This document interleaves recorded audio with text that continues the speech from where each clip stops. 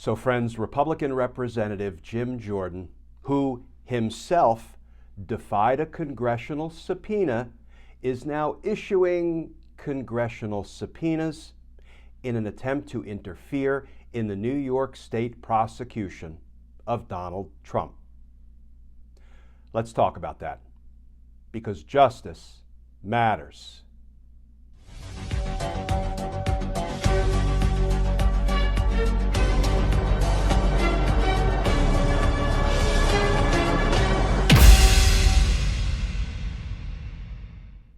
Hey all, Glenn Kirshner here. So friends, Republican Representative Jim Jordan. Before we talk about what he just did, let's take a look at his current status. He's a member of Congress, he's the chairman of the House Judiciary Committee, and he committed the crime of contempt of Congress by defying a lawfully issued congressional subpoena, but he has yet to be indicted, held accountable for that crime. A crime he inarguably committed because a congressional subpoena was lawfully issued to him. He defied it. He refused to appear. He thumbed his nose at Congress. And yet, here he is, issuing subpoenas of his own, precisely the same kind of subpoena he violated.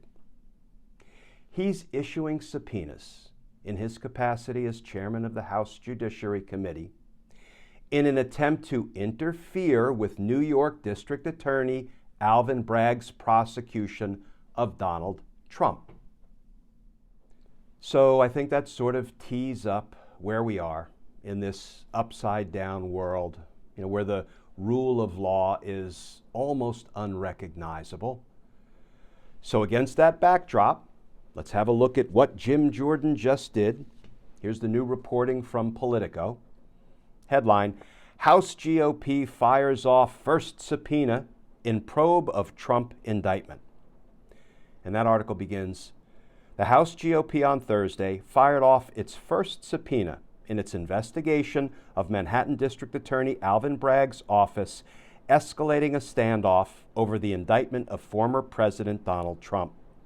House Judiciary Chair Jim Jordan is summoning Mark Pomerantz, a former County Special Assistant District Attorney in New York, to appear before closed doors for a deposition on April 20th, according to a copy of the subpoena viewed by Politico.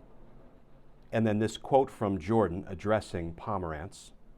Based on your unique role as a Special Assistant District Attorney leading the investigation into President Trump's finances, you are uniquely situated to provide information that is relevant and necessary to inform the committee's oversight and potential legislative reforms, Jordan wrote in a separate letter to Pomerantz that accompanied the subpoena.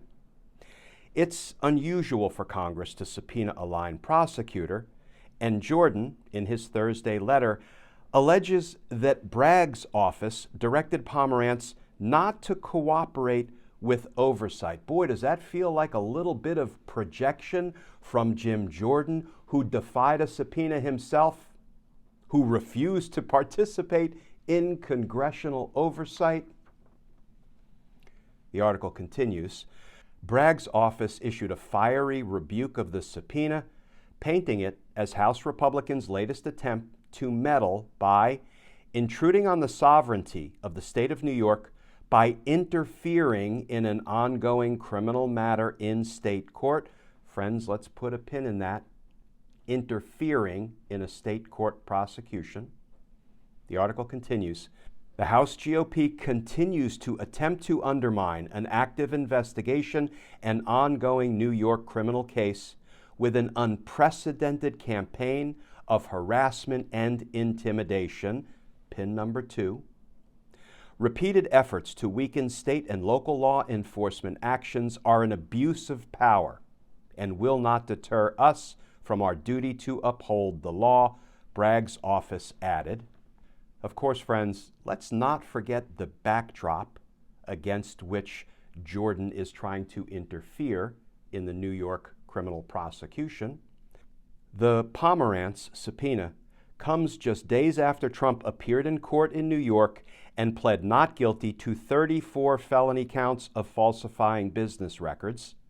Prosecutors allege that Trump, the first former president ever indicted, tried first to bury and then cover up damaging allegations about an extramarital affair by falsifying company records. Okay, friends, and just one more paragraph from the Politico article, and this may be my favorite. This comes from New York District Attorney's Office General Counsel Leslie Dubeck, who tells Jim Jordan, point blank, "We urge you to refrain from these inflammatory accusations, withdraw your demand for information, and let the criminal justice process proceed without unlawful political interference." There's our third pin, friends. Okay, friends, let's go back and pull out all three pins. The New York District Attorney's Office expressly told Jim Jordan the following: "You are interfering in an ongoing matter in state court. You are engaged in an unprecedented campaign of harassment and intimidation, and we urge you to stop your unlawful political interference."